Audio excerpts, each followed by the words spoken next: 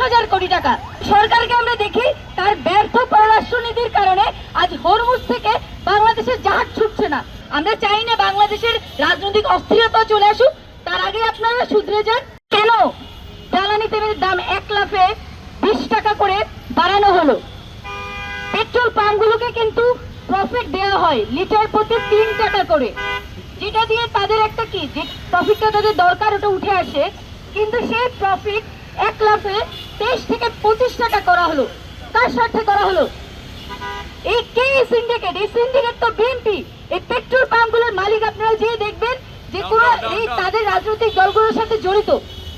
সিন্ডিকেটকে সুবিধা দেওয়ার জন্য এই যে কৃত্রিম সংকট তৈরি করে তেলের দাম বাড়ানো হলো, এবং আমরা জানি ইতিমধ্যে বাংলাদেশের মানুষজন দ্রব্যমূল্যের ঊর্ধ্বগতির কারণে নাভিশ্বাস ফেলছে তাদের জীবনে।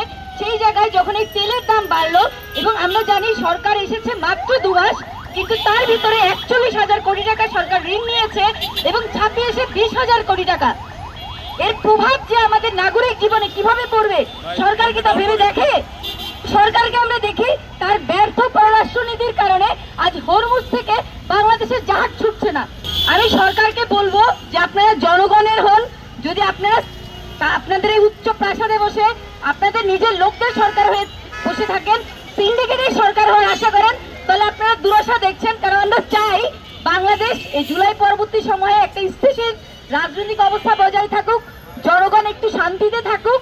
কিন্তু এইভাবে যদি জনগণ তাদের দৈনন্দিন জীবনে চলাফেরার জন্য নাভিশ্বাস ফেলতে হয়, তাহলে কিন্তু মানুষ এক সময় রাস্তায় নেমে আসবে।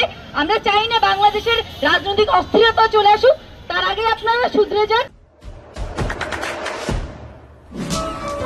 দেশে দেশে সবার সাথে দ্য নিউজ।